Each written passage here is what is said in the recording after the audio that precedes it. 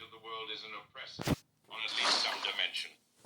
This pole is strongest on the English-speaking internet, weakest on the Chinese internet, and of intermediate strength outside that. The Bitcoin pole is the opposite of both of these. It demands you must be sovereign. That means rather than bending to the CCP or slitting your wrists as NYT demands, you hold your head up high, you hold your private keys locally, you don't trust centralized corporations or governments, you're self-sufficient and autarkic, you're living off the grid. This pole is strong on the global internet, though it's facing pushback from both CCP and NYT. Extremes and counter-extremes are undesirable. The subtlety here is that each of these poles has an element of truth to it. You don't want a CCP society where everyone has no recourse but to submit, because that can easily become a now-digital totalitarianism. On the other hand, you also don't want a society where no one submits to anyone, because that looks like San Francisco, where people can run into Walgreens and steal everything. You don't want the NYT-run society where everyone has no recourse but to sympathize with the current thing, because that results in what Matt Iglesias has called the Great Awakening, the emotive and irrational breakdowns that set America on fire and continue to roil U.S. society. Yet you also don't want the society where no one sympathizes, because that looks like the Grand Theft Auto environment of 1990s Russia, the low-trust post-communist society where any cooperative endeavor is regarded as a scam. Finally, and perhaps least obviously, you don't want the society where everyone must be sovereign, because taken to its irrational limit, that means pumping your own water from out of the ground, growing your own food, not trusting any vendor or person other than yourself, and generally ending the division of labor that makes capitalism run. Extreme autarky might sound romantic, but in the absence of robotic breakthroughs, going truly off-grid is a recipe for dramatic regression in the standard of living. Conversely, of course, you don't want a society where no one has the possibility of being sovereign at all, as this leaves us all subject to the not-so-incipient digital totalitarianism that CCP has already rolled out and NYT wishes it could. A re-centralized center. One might argue, and I would agree, that while these three poles and their opposite three extremes are bad, they are not all equally bad, and you don't necessarily need to be dead center.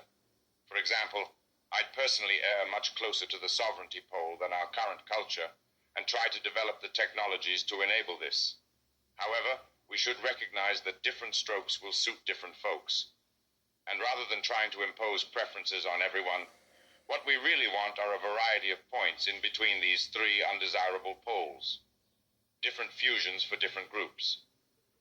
The construction we outline in this book, the startup society that ultimately becomes a network state, ideally combines aspects of all three.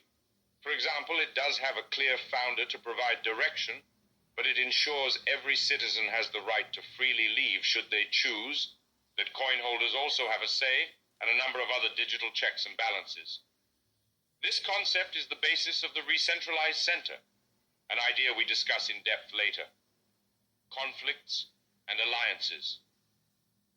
A tripolar triangle leads to surprisingly complicated dynamics.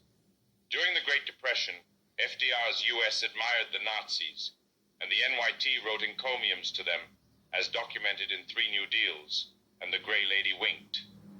Then, after the Molotov-Ribbentrop Pact, the USSR and the Nazis kicked off World War II by invading Poland together, with the USSR standing by as the Nazis fought the Anglo-Americans, and the US-aligned UK seriously contemplating bombing the Soviets.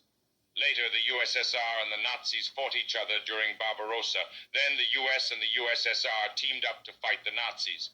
Finally, the US and USSR split Germany between themselves and fought each other during the Cold War. That's why Orwell wrote in 1984 about how Oceania had always been at war with Eurasia, because the coalitions between states switched all the time. With networks rather than states, the coalitions are even more fluid, with several existing simultaneously. One pole against another, NYT versus CCP.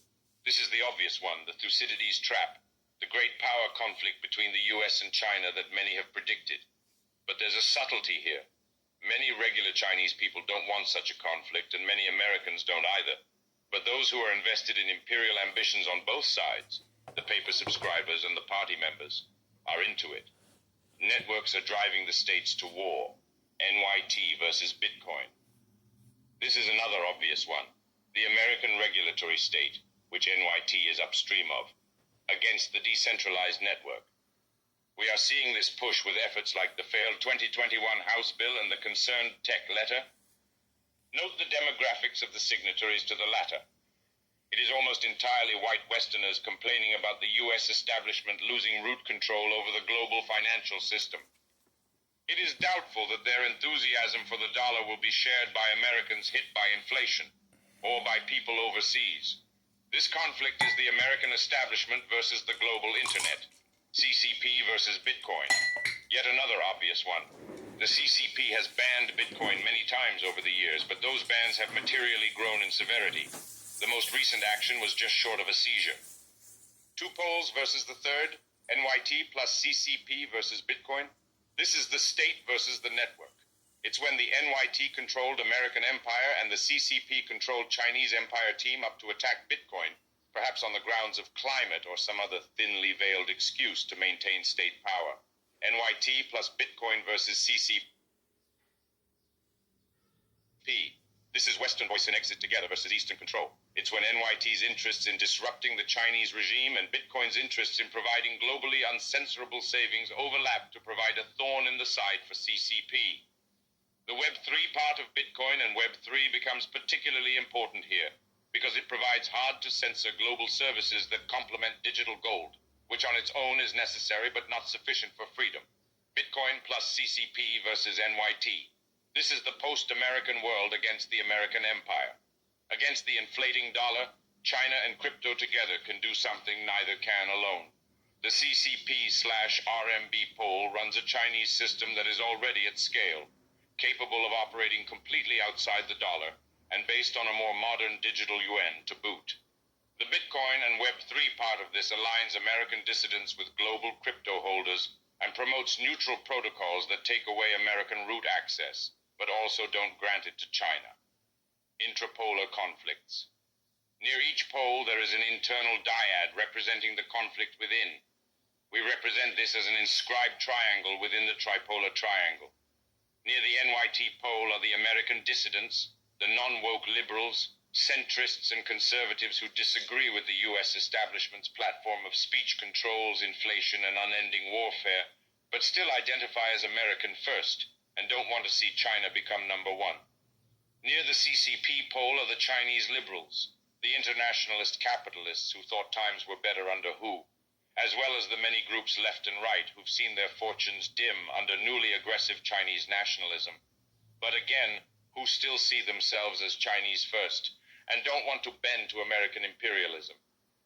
Near the Bitcoin pole is the Web3 community and the tens of millions of Bitcoin holders who don't identify as maximalists, but who also still subscribe to many of the internationalist principles that presuppose an internet without American or Chinese root control over the financial or communication systems. The road to re-centralization. And what about other countries and people who don't define themselves with reference to the Americans, the Chinese, or the blockchain? Well, there will be a lot of pressure to identify with the first two poles, which will drive any group that doesn't want to be under the thumb of the U.S. establishment or the CCP to the third pole of Bitcoin and Web3. That is, one of our premises is that the Indians, Israelis, American dissidents, Chinese liberals, tech founders and investors, and people from other countries that want to maintain their own sovereignty will need to avail themselves of Bitcoin and Web3 for decentralized communication, transaction, and computation. But to fully explain why, we'll need to go through a scenario for the future that isn't about remaining under the thumb of U.S. or Chinese centralization, nor about falling into crypto-anarchic decentralization, but rather about consciously re-centralizing into opt-in startup societies. Chapter 4. Decentralization, re-centralization, the possible futures. It's not about the future, it's about the possible futures. Why? Because causality exists. Because we can run controlled experiments. Because human action can influence outcomes. Because we aren't communists that believe in the historical inevitability of utopian outcomes, but technologists that believe in individual initiatives subject to practical constraints. The previous two chapters were about those constraints, about the past and the immediate present. They orient us to discuss several possible futures, before picking out one trajectory